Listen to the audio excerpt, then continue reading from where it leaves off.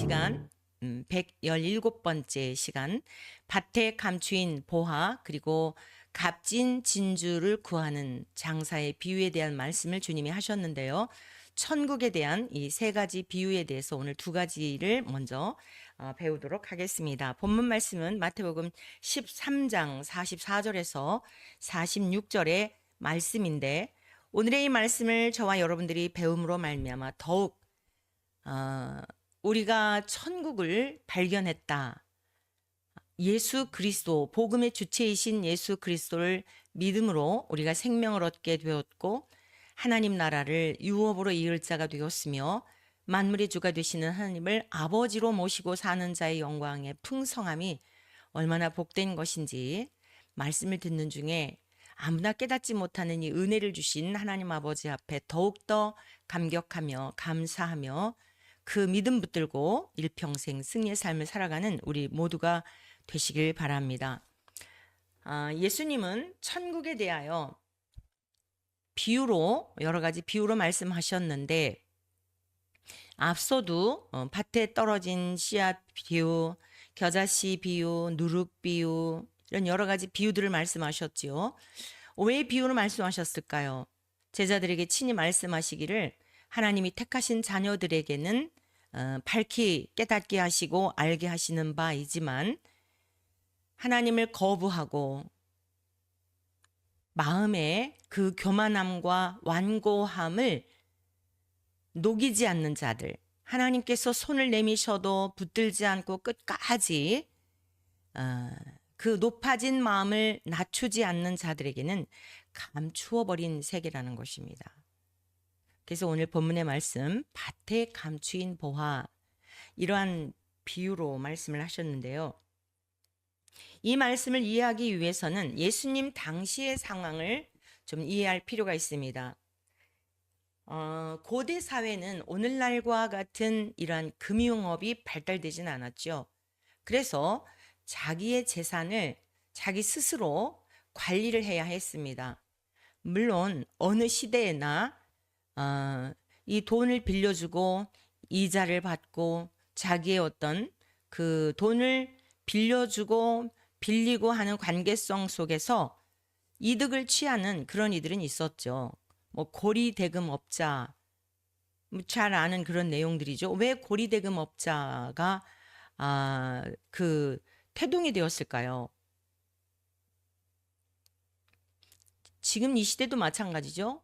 제1금융권, 제2금융권 뭐 이렇게 이야기들 하죠. 가장 금리가 낮은 곳은 제1금융권인데 즉 은행에서 그 서민들이 대출을 받을 때에 낮은 금리로 받을 수가 있으나 자격들이 안 되니까 이 금융권, 제2금융권 뭐 이제 새마을금고라든가 뭐 이런 곳들을 말하는 것 같아요. 그런데 이런 데서도 빌릴 수 없는 사람들은 이제 사채업자, 대부업자들에게 고금리를 주고 높은 이율을 주고 빌리고는 하죠. 주님께서도 누가복음과 마태복음 우리가 이제 뒷부분에 가면은 배우게 되는 그 달란트에 대한 주인이 종에게 달란트를 맡겼는데 5달란트, 2달란트, 1달란트. 누가복음에서는 문화로 나오죠. 그런데 1달란트 받은 자는 한 문화 받은 자는 땅에 묻어두었습니다. 그랬을 때에 누가복음 19장 23절에 보면요. 은행이라는 단어가 나와요. 유일하게 그곳에 은행이라는 단어가 한번 나오는데 그러면 어찌하여 내 돈을 은행에 맡기지 아니하였느냐. 그리하였으면 내가 와서 그 이자와 함께 그 돈을 찾았으리라 하고 라는 말씀이 있습니다. 여기서 은행이라고 하는 이 단어는요. 그 언어적 의미는 뭐냐면 이자 받는 중개인, 사무실, 은행 뭐 이런 뜻입니다. 병행 구절인 마태복음 25장 27절에는 그러면 내가 마땅히 내 돈을 취리하는 자들에게나 맡겼다가 내가 돌아와서 내 원금과 이자를 받게 하였을 것이니라 하고 이런 단어가 나와요. 여기서 취리하는 이라는 이 단어 역시 이자 받는 에서 유래한 것이에요. 그래서 은행이라고 하는 것은 트라페자라고 하는데 어, 이 단어에서 유래하여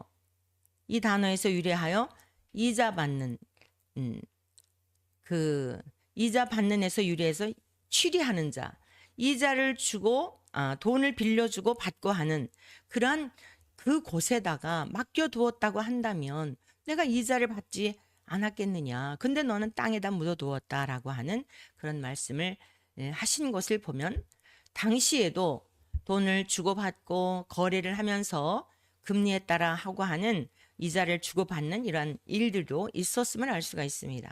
그런데 이제 적은 돈이라든가 이런 것들은 그렇지만 요즘 그 호적이라든가 이런 것들도 지금처럼 막 컴퓨터에 이렇게 다 시스템화가 되기 전에는 우리 어린 시절에 보면 다 이게 수기로 작성을 했잖아요. 수기로 하다가 보니까 많은 문제들이 그 서기가 그 동사무소, 면사무소 뭐 이런 데서 그 직업을 가지고 있는 이분들이 잘못 이 오기를 하게 되면 엄청난 폐해를 입곤 했었죠. 그래서 법적 분쟁까지 가기도 하고 그랬었는데 이 한계가 있는 거예요. 이 손으로 주고받고 하는 거. 금리를 이렇게 뭐 몇 푼 이렇게 받고 주고받고 하는 거. 그러니까 오늘의 이 본문 말씀은 밭에 보화가 감춰져 있다라고 하는 것은 적은 것이 아님을 알 수 있죠. 그래서 우리가 유대인의 정서를 좀 알아야 이 말씀이 더 마음에 와 닿을 수 있고 본문의 말씀에 충실하게 이해를 할 수가 있는데요. 자, 먼저 본문 말씀 마태복음 13장 44절의 말씀을 같이 보시겠습니다. 천국은 마치 밭에 감추인 보화와 같으니 사람이 이를 발견한 후 숨겨두고 기뻐하며 돌아가서 자기의 소유를 다 팔아 그 밭을 사느니라. 이 말씀을 보면요. 밭에 감추어진 보화가 있었다는 거예요. 그런데 이 밭에 감추어진 보화의 주인은, 정작 주인은 이 밭에 보화가 있는 줄을 몰랐음을 우리가 추정할 수 있어요. 왜냐하면 자, 이렇게 생각해 보죠. 일용직 일을 하는 사람이 매일매일 이 집 저 집 다니면서 이제 그 일을 해주고 삭슬 받는 사람을 일용직이라고 그러잖아요. 근로자, 일용직 근로자가 옆집에 지금 일을 한 거예요. 나보다는 이 집이 더 부유하기 때문에 내가 이 집에 가서 일용직 근로자로서 일을 할 수 있었겠죠. 근데 뭐 옛날에는 그런 농기구들이 지금은 다 뭐 기계화가 되어서 굉장히 편리한데 옛날에는 이 쇠스랑이라든가 홈이라든가 이런 것들 곡괭이라든가 이런 것들을 통해서 삽질이라든가 밭일을 하곤 일구곤 했지 않습니까? 그러니까 일용직이 노동자가 이 밭을 일구다가 보니까 무엇인가 쨍그렁하는 겁니다. 보니까 반짝반짝 빛나는 이 보화가 감춰져 있는 거예요. 그래서 얼마나 가슴이 뛰었을까요? 이 발견했을 때. 여러분, 지금 이 시간 하나님의 말씀을 듣는 중에 이러한 은혜가 있기를 축복합니다. 이거구나. 자기 인생을 다 걸게 할 만큼 엄청난 보화를 발견한 거예요. 다른 사람들이 보나 막 두리번거렸겠죠. 보니까 다행히 아무도 보는 것 같지가 않아요. 그러니까 얼른 다 묻어두고 자, 이 사람이 어땠어요? 기뻐하며 돌아갔다는 거예요. 발견한 후 숨겨두었어요. 간직한 거죠. 자기만 아는 비밀입니다. 그리고서는 기뻐하며 돌아간 거예요. 어디로 돌아갔어요? 자기 집으로 돌아간 거예요. 지금까지 생활했던 그곳으로 돌아간 거예요. 왜 돌아갔을까요? 다 정리하기 위해서 돌아간 거예요. 자기의 소유를 다 팔아 그 밭을 사느니라. 이게 천국이라는 겁니다. 네. 천국이 정말 믿어졌어요. 천국이 정말 믿어졌는데 여러분 이 세상에서 그냥 어제나 오늘이나 10년 전이나 20년 전은 똑같이 살 수 있다는 이야기예요. 그럴 수 없다는 겁니다. 어제 어느 젊은 목사님이 페북에다 그런 글을 올린 걸 잠깐 읽어봤어요. 40대 초의 목사님인데 하나님이 살아계심에 대한 그 믿음이 실제가 되고 정말 예수님이 나의 죄를 위해서 죽으셨다는 이 사실이 믿어지니까 갑자기 자기의 시각이 달라졌다는 거예요. 지나다니는 사람들을 보는 시각 자체가 달라졌다는 거예요. 저 사람은 천국 백성일까? 지옥 백성일까? 저 사람은 진짜 예수님을 믿나? 믿지 않나? 저 사람이 예쁜가? 못생겼나? 잘생겼나? 키가 큰가?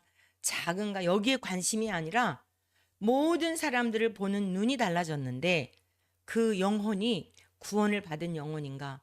구원받지 못한 영혼인가? 그것에 대한 관심으로 바뀌어졌는데 누가 가장 놀랐을까요? 자기 자신이 놀랐겠죠. 여러분, 이게 천국을 소유한 자의 상태입니다. 그래서 이 지금 일용직 근로자가요, 자기 집으로 돌아갔어요. 기뻐하며 돌아간 겁니다. 발견했을 때와 발견하고 난 이전과 후가 완전히 달라진 거예요. 예수님을 믿고 나서 전과 후가 완전히 달라진 겁니다. 예수님의 십자가의 의가 믿어지고 나면 전과 후가 달라지는 거예요. 돌아갔습니다. 과거로 돌아갔는데 그건 과거로 돌아간 게 아니라 청산하기 위해서 돌아간 거예요. 자기의 소유를 다 팔아 그 밭을 샀다라고 이렇게 기록되어 있고요. 그 다음에 그 다음 비유를 보시겠습니다. 값진 진주를 구하는 장사의 비유인데 45절 46절입니다. 또 천국은 마치 좋은 진주를 구하는 장사와 같으니 극히 값진 진주 하나를 발견함에 가서 자기의 소유를 다 팔아 그 진주를 사느니라. 자, 값진 진주를 구하는 장사. 이 사람은요, 이제 상인을 비유로 하고 있는 겁니다. 앞부분은 뭐예요?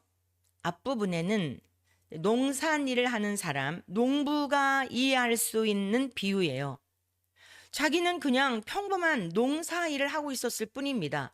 어제도 오늘도 분명히 이 밭이 자기 밭이 아니었던 것을 보면 일용직이었을 가능성을 충분히 이해할 수 있는 부분인 거죠. 내 밭이었다고 하면은 자기 재산을 다 팔아가지고 그 밭을 살 필요가 없는 거죠. 자, 이 두 번째 비유는 뭐예요? 두 번째 비유는 값진 진주가 있다는 것을 알고요. 그 좋은 진주를 구하러 다니는 거예요. 무엇인가가 여러 진주들이 있는데 정말 자연산도요, 자세히 보면은 이게 다 이 감별사들이 자세히 모든 것들을 이 세미한 걸 그걸 이 현명으로 들여다보면은요, 흠집 없는 건 없대요, 사실은. 근데 아무튼 정말 세상에서 하나밖에 없는 그 값진 진주가 있음에 대한 믿음과 확신을 가지고 그것을 구하는 상인의 비유를 하는 거예요. 그러니까 이것은 상인들에게 이해가 되는 그런 비유입니다. 그러니까 우리 주님께서는 다양한 사람들에게 복음을 전하심에 있어서 어느 직종에 근무를 하든 어떤 상황에 놓여 있든지 이해할 수 있는 말씀들로 조금만 관심을 가지면 마음을 낮추면 알아들을 수 있는 말씀으로 전하셨던 것을 볼 수 있어요. 자, 그래서 결국에는 극히 값진 진주 하나를 발견했다는 겁니다. 가서 자기의 소유를 다 팔아 그 진주를 사느니라. 결국 이 사람은 어땠어요? 자기도 돌아갔어요. 똑같아요.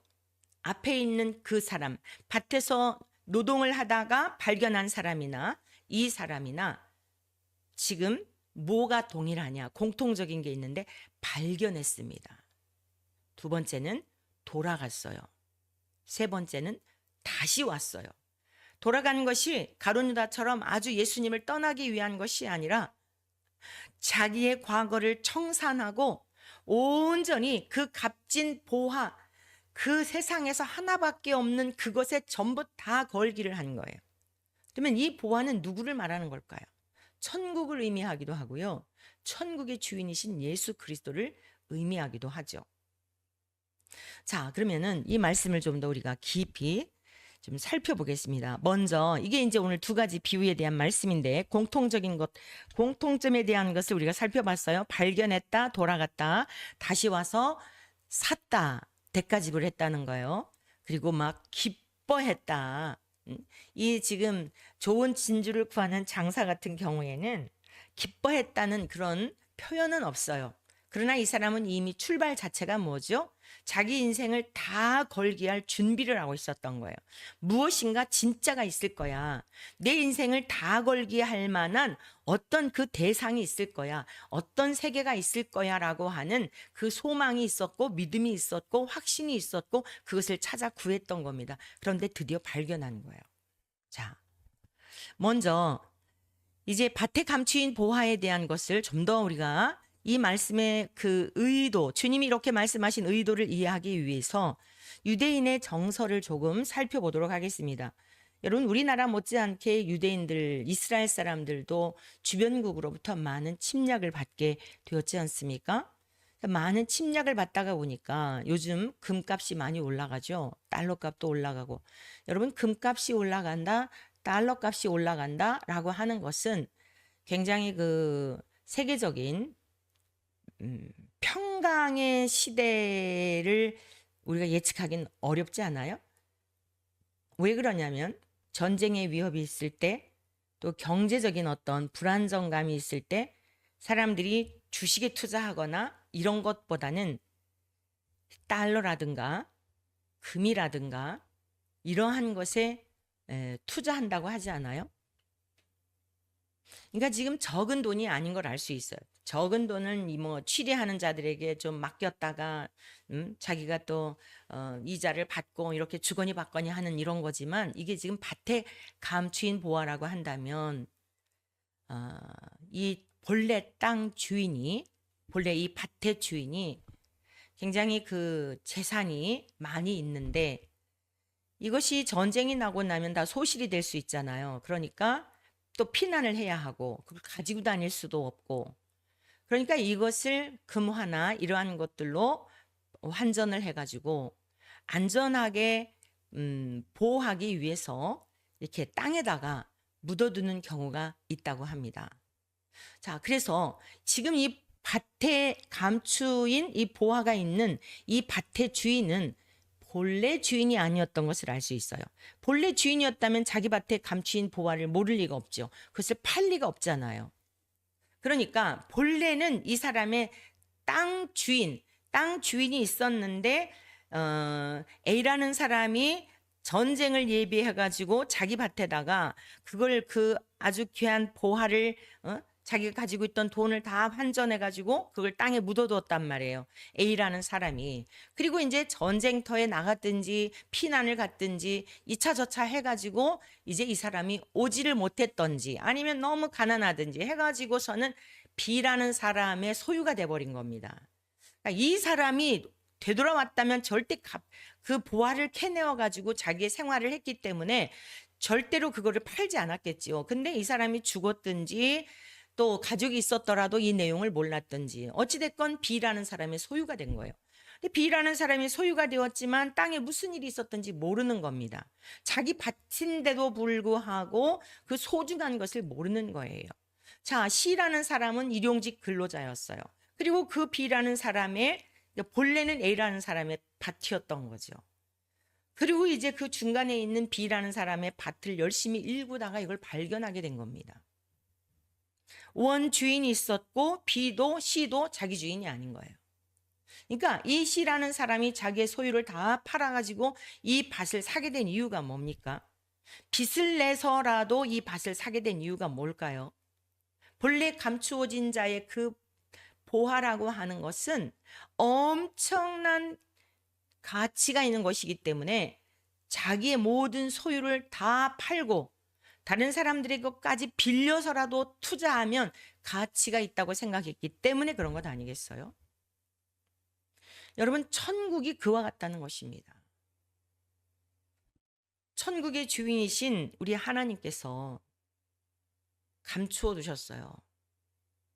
정작 알만한 사람, 누가 알만한 사람이죠? 1차적으로는 유대인들이 그 천국의 주인이신 주님께서 오셨을 때에 우리 주님이 보화인 것을 깨달아 알았어야 했습니다. 그런데 관심이 없었어요. 왜죠? 천국에 관심이 없었고 눈에 보이는 세계만 관심이 있었기 때문에 감추어져 버린 겁니다.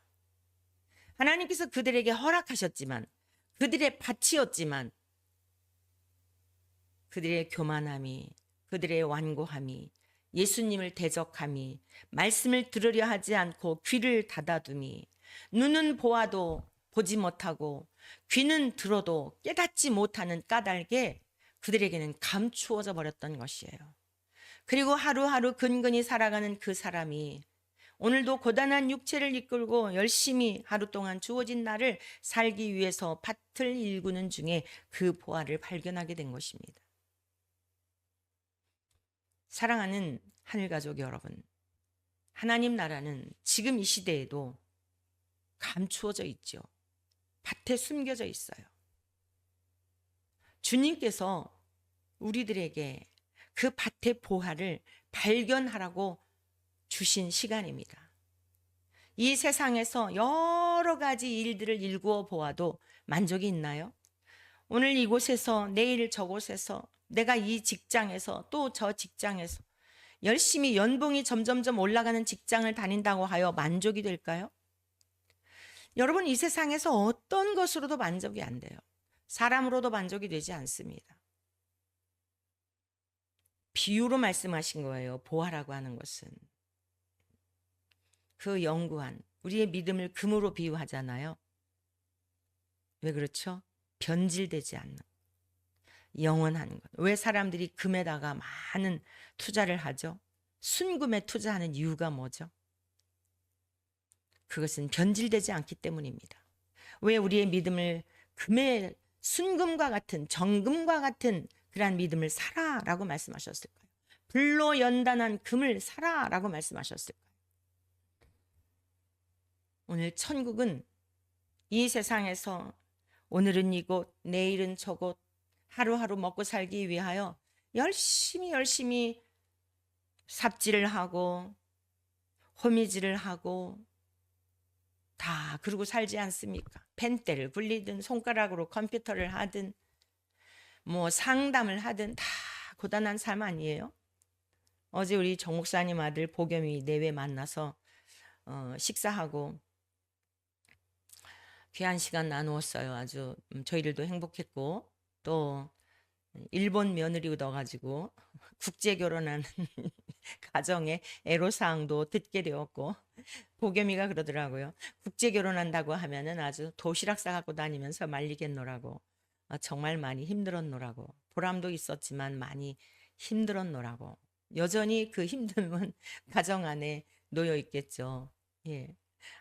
직장에 가면, 본인이 직장에 가면 아내는 하루 종일 집에 있어야 하니까 얼마나 그러겠어요. 그래서 뭐 일할 거 있으면 시켜달라 그러더라고요. 아유. 그러면서 그런 얘기를 해요. 공기업에 다니거든요. 좋은 직장에 들어갔어요. 그런데 자기가 나름대로 이제 컴퓨터 공학을 전공을 했기 때문에 이게 데이터로 해가지고 이제 자기 나름대로 투자를 한 거예요. 데이터 분석에 의해서 나름대로 이제 다 뭐 자기도 집장만 하고 결혼식 준비 다 하고 뭐 다 할 수 있었던 게 직장 생활만 해가지고서는 전혀 어림도 없다는 거예요. 앞으로도 그렇다는 거죠. 맞벌이 부부를 하지 않고서는 아이를 낳아서 키울 수 있는 여력이 되지 않는다. 그런 이야기를 하더라고요. 그러면 여러분, 뭐 의사 부부가 살면은 또는 뭐 그야말로 사자 들어가는 그들의 그 부부들은 애로사항이 없을까요? 경제적인 어려움이 없다고 이야기할까요? 그들은 그들 나름대로 또 유학을 보내야 하고 뭐 뼈골 빠지게 일한다라는 이야기들을 다들 해요. 지위 고하를 물론하고 그 수준에 맞도록 또 하기 때문입니다. 이게 인생이에요. 일용직 남의 밭에 가서 일구는 사람만이 힘든 게 아니에요. 밭의 주인은 뭐 그러면 뭐 놀고 있었을까요? 그건 또 어디 가서 그 영혼의 목마름을 채우기 위한 자기 밭에 보화가 있는 것도 모르고, 응? 그거 가지면 일평생 정말 룰루랄라 할 수 있는 그러한 영구한 어떤 복이 있는데도 불구하고 그걸 발견하지 못하니까 어디서 또 무엇을 재산을 늘리려고 또 다른 데 투기하러 땅 보러 다녔는지도 모르는 일이죠. 이게 인생입니다. 그런데 주님께서 숨겨두시고 찾아내라고 하신 거예요. 회개가 무엇이었어요? 천국 백성을 누구에게 허락하신 거예요? 잃은 양을 찾기 위해서, 그 잃은 양을 찾기 위하여 찾아내고 찾기까지 찾아다니지 않겠느냐? 찾아다니는 거예요. 저와 여러분들이 해야 할 일이 뭐예요?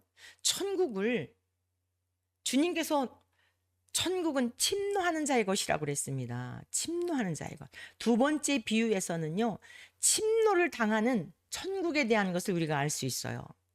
막 찾아다니는 거예요. 뭔가 진짜가 있을 거야. 인생이 이렇게 허무하진 않을 텐데. 인생이 이렇게 외로운 거야. 다 가져봤는데. 자, 상인이니까요. 투자의 귀지가 아니겠습니까? 사고 팔고 하는 것에. 그러니까 다 해보았는데 이거 아니야. 남들이 갖지 아니야. 정말 나만이 가질 수 있는 특별한 뭔가가 있을 거야. 이거를 깨닫게 된 거예요. 자기의 상업을 통해서. 자기가 하는 직업을 통해서 목마르단 말이에요. 야, 그거 하나만 있으면 많이도 필요 없어. 그럼 많은 거 가지고 다닐래니 힘들기만 하고, 여러분 뭐 해외 직구한다 그러죠.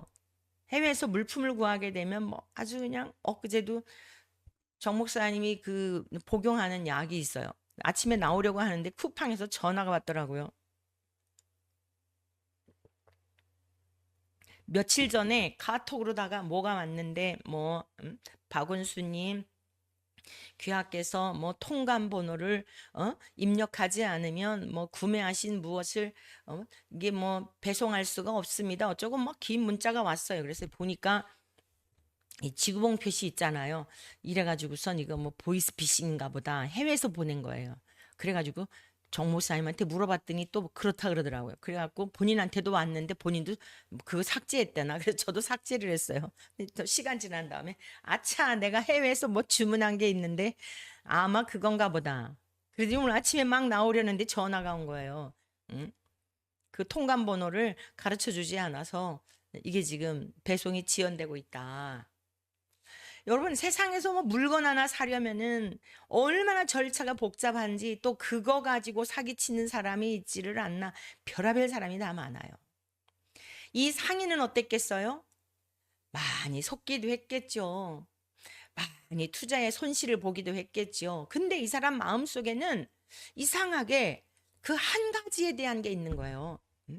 값진 진주 하나, 값진 진주 하나 그것만 발견하게 되면 이 내 인생 끝날 것 같은 주님이 그걸 비유로 지금 말씀하신 겁니다. 그게 무엇이에요? 이 세상에서 다 가져봐도 결코 누림이 없습니다. 금은보화, 부귀영화, 여러분의 명예, 권력, 우리 뭐 소시민들은 아예 그런 거 기대하지도 않죠, 사실. 그도 어느 정도 뭐 좀 있는 사람들이나 명예니 권력이니 이런 거 그러지 보통 내 사람들 하루하루 살아가는 삶 자체가 버거운데 하루하루 살아내는 것조차도 힘든데 무슨 뭐 명예를 추구하고 권력을 추구하겠어요. 그런데 그러한 것을 추구하지 않는 여러분들도 평범한 삶조차도 버겁지 않느냐는 거죠. 일용직 사람과 같이. 근데 하나님은 공평하신 하나님이라 발견해봐 하고 펼쳐 놓으신 거예요. 찾아봐. 쨍그랑. 이 사람이 해야 할 일은 무엇이었어요? 남의 밭에 가서 일을 한다고 하면서도 띵가띵가 놀고 있었으면 어땠어요? 그냥 그런 사람 많대요. 요즘도 아주 신실한 사람 찾기가 힘들다 그래요. 그냥 아주 아침에 그냥 그 뭐냐 출근 시간 딱 맞춰서 오고 퇴근 시간 칼날같이 하면서 그냥 이 저 직장에서 상사직을 감당하는 분들 이야기 들어보면 아주 속 터진다 그래요. 조금 뭐라고 그러면은 아주 또 사표 쓰고 다른 데로 이직을 하고 고생하는 것 누가 좋아하겠어요?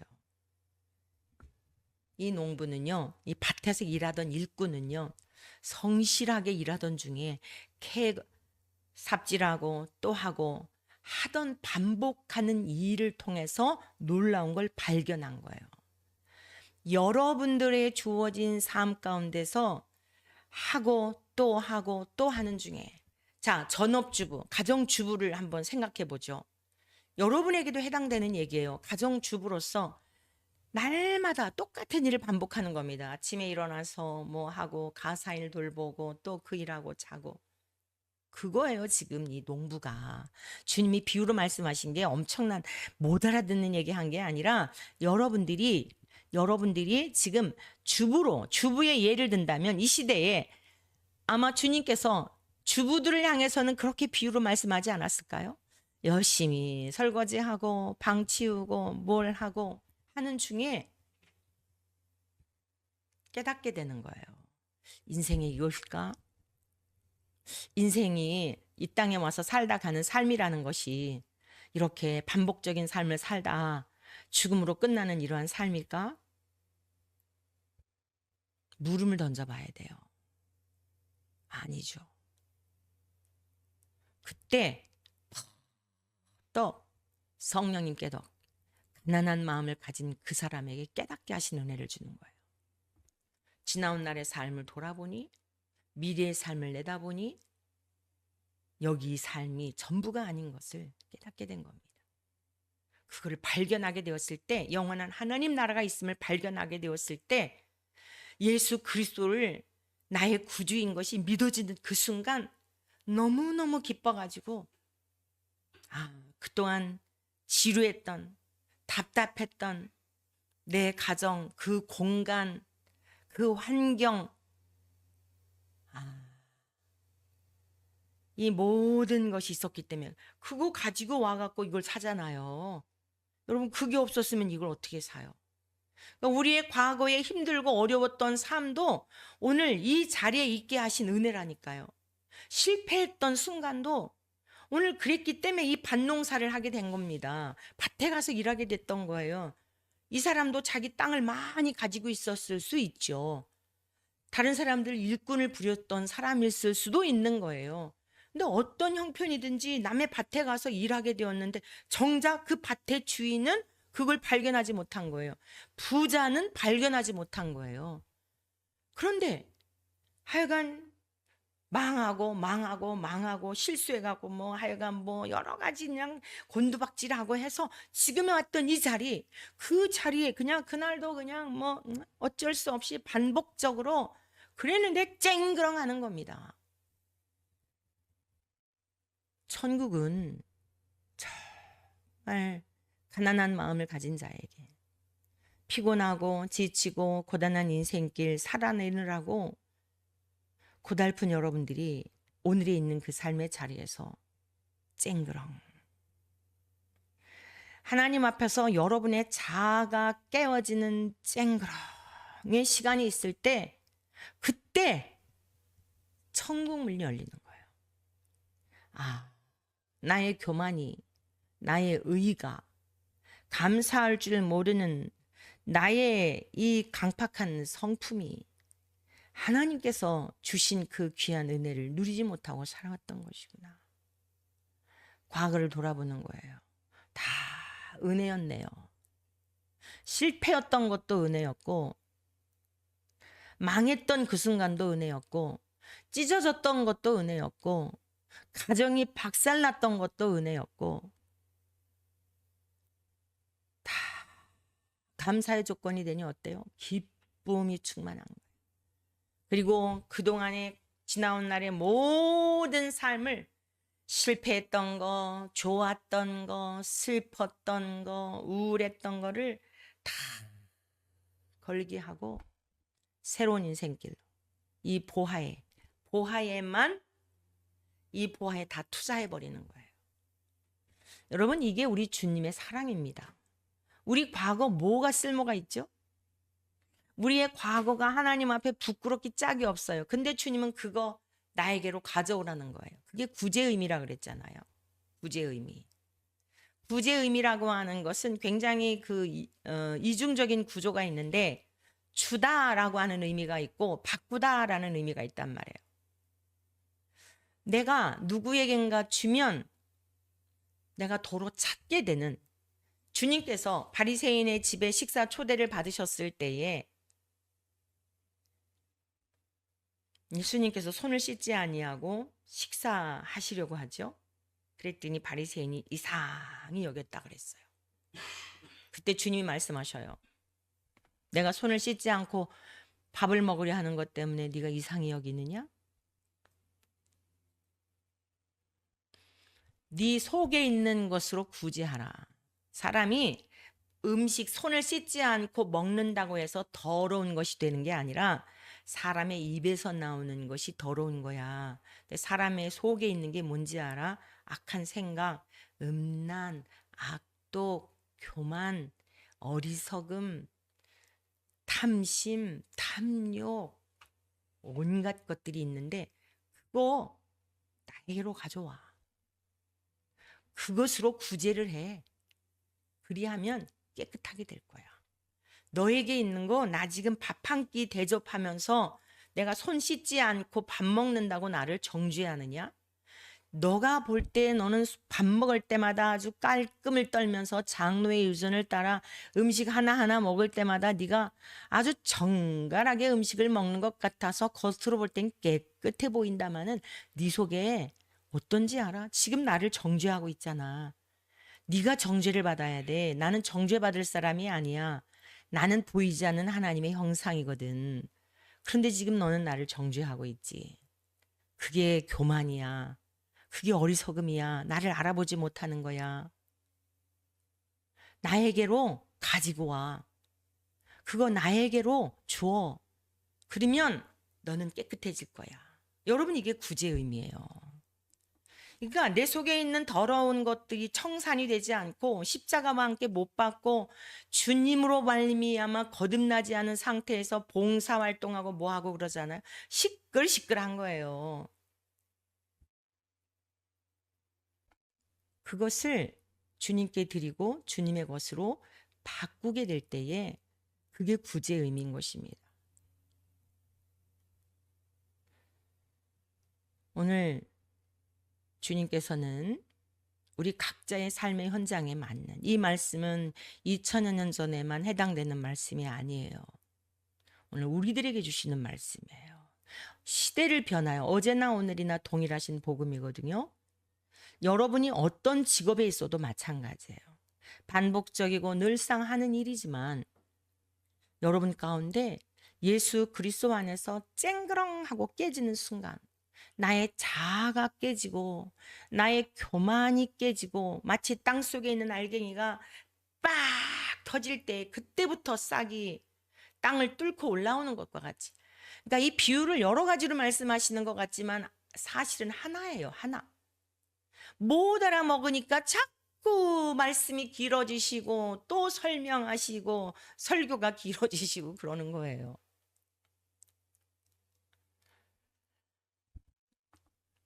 정말 하나님의 놀라운 지혜를 찬양하지 않을 수가 없습니다.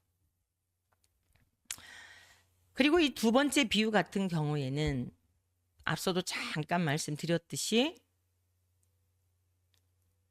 다 누려보았는데, 가져보았는데 남들이 저 투자 가치가 있다고 하면은 뭐 자기가 앞서가서 했는데 그거 해도 시원치가 않은 거예요.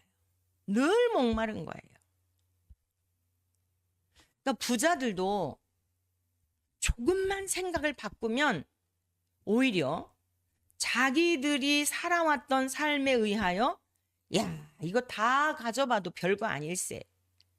야, 이거 진짜 아무것도 아니구나. 그리고요, 자기의 재산을 다 팔아서 아무리 많이 가져봐도 이거 배고프네. 그래서 자꾸만 그 재산을 늘려가는 거예요. 먹지도 못해요. 우리가 여성들이 이제 대부분인데 방송 들으시는 분들요. 자, 여성들에게는 그 밍크 코트를 좋아하잖아요. 밍크 코트를 이전에 어느 분이 뭐 10벌이 있다 그러더라고요. 아주 그런 걸 좋아하는 분이었어요. 백화점에 가서 옷 사는 게 그분의 취미였으니까. 그걸 자랑 삼아 얘기하시더라고요. 그리스도인들에게 있어서 그런 건 자랑거리가 아니에요. 부끄러운 줄 알아야 되죠. 입을 수 없어서가 아니라 입을 수 있다 할지라도 내가 이러한 것을 통해서 덕이 되지 않으면 모든 것이 가하나 모든 것이 유익한 건 아니라 그랬잖아요. 뭐 어쩔 수 없는 누구에 의한 선물을 받은 거라면 모르지만 내가 비싼 돈을 들여서 수천만 원의 돈을 들여가지고 한 벌을 갖고 있는 것도 그리스도인으로서는 참 생각을 해봐야 될 부분인데 10개를 갖고 있다고 자랑을 하더라니까요. 근데 그거 다 입고 다녀요? 그거 다 입고 다니느냐고요. 미쳤다 그래요. 2벌만 입어도 미쳤다 그래요. 왜 자꾸 그거를 그렇게 사는 걸까요? 허기져서 그런 거예요. 교회를 다녀도 허기지니까. 돈 자랑을 많이 하더라고요. 뭐 남편이 뭘 해가지고 뭐. 근데 교회에다가 그 교회 다니는 분의 이제 이야기를, 다른 분의 이야기를 들어보니 얼마나 인색한지. 그리고 자기 욕심만 위해서 그러는 거예요. 왜 그래요? 허기져서요. 그러니까 앞에 있는 경우에는 굉장히 수동적이에요. 자기가 뭘 할 수 있는, 밭에서 이제 보화를 발견한 사람은 아무것도 자기가 한 게 없어요. 근데 지금 이 경우에는요, 무엇인가가 있을 거야라고 하면서 다 가져보니, 그러니까 이게 부의 개념도 좀 달라요. 생활의 수준도 좀 다릅니다. 장사의 경우에는. 이거 다 가져봤는데도 목마른 거예요. 권력을 가져봤는데도 목마르고, 투자해서 돈을 많이 들여봤는데도 이거 정말 아니고, 그러니까 뭔가가 있을 거야. 찾는 겁니다. 부자가 다 천국 못 들어가는 게 아니에요. 주님께서 말씀하신 부자의 개념이 뭐예요? 마음이 부자인 사람을 말하는 거예요. 난 더 이상 필요 없습니다. 나 천국 필요 없어요. 이 세상에서 나 천국 사는데. 아니, 하나님이 뭐가 아쉬워서 그런 사람에게 천국 허락하시겠습니까? 그런데 지금 이 사람은요, 값진 진주를 구하는 이 사람은 가져보았는데도 만족이 되지 않고 무엇인가 하나가 있을 거야. 그 하나만 딱 내가 이것을 발견한다면 다 투자해도 충분한 가치가 있을 거야. 라는 이러한 생각이 있었던 거예요. 그런 확신이 있었던 겁니다. 그 믿음이 있었던 겁니다. 그래서 찾아내기까지 찾아다니는 거예요. 그 값진 진주를. 우리 주님은 찾아주시는 거예요. 만나주시는 거예요. 할렐루야. 그래서 부자들에게도 복음을 전해야 돼요. 연예인들이나 유명인들이 스스로 목숨을 끊는 이유가 뭐예요? 찾지를 않아서 그래요. 꽉 막혀버렸기 때문이에요. 뭔가 꽉 막힌 듯한. 그러니까 내가 더 이상 살 의미는 없어. 이 뚫려진 하늘을 바라보지를 못하는 거예요. 하나님은 공의로우신 분이기 때문에 천국은 침노를 당하나니 그랬잖아요. 강제하다, 강제로 들어가다 이 뜻이라 그랬잖아요.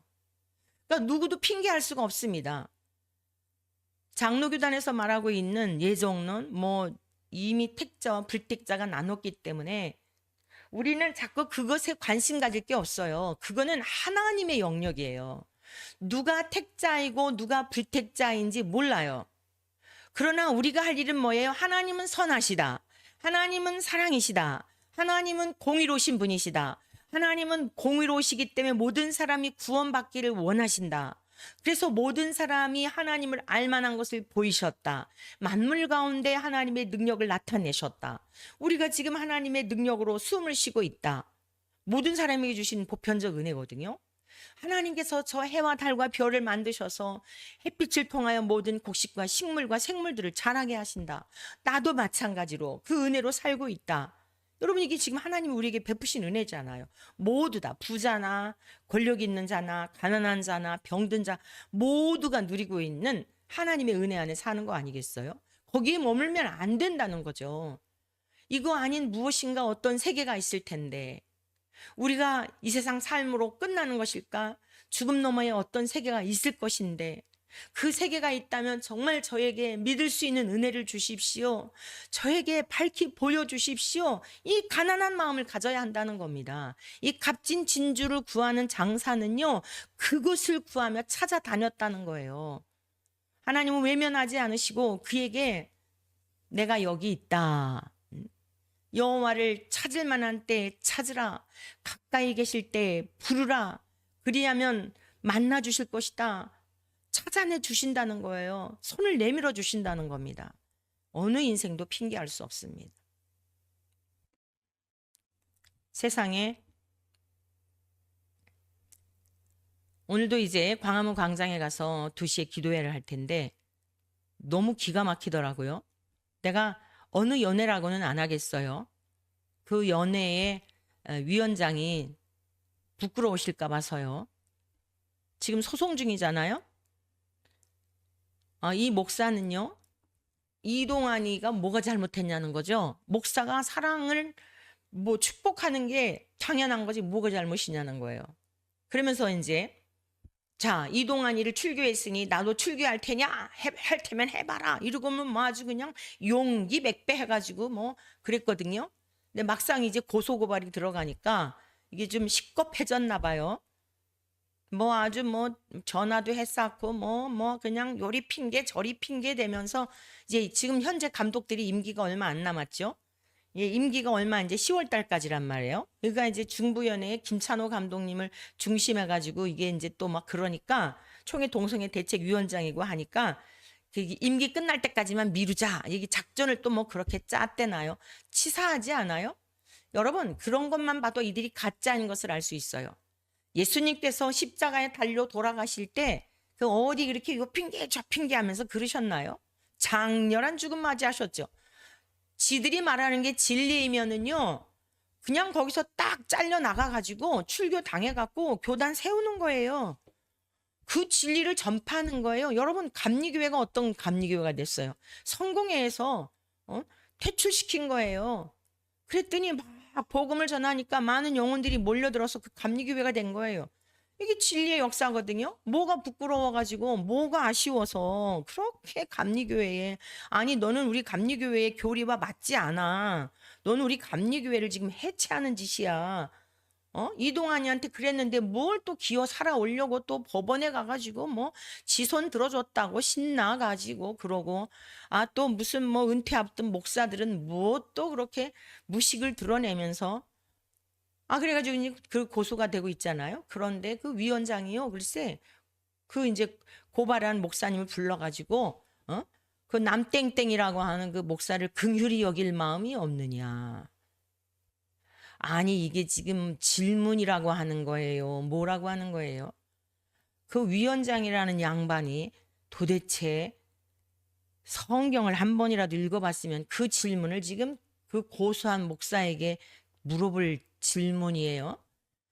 그 퀴어 집회에 가가지고 나도 출교시킬 테면 해봐라 한 그 목사한테 성경에서 동성애는 뭐라고 쓰여 있느냐, 목사가 동성애에 대해서는 어떻게 가르쳐야 되느냐, 이렇게 물어봐야 되는 거 아니에요?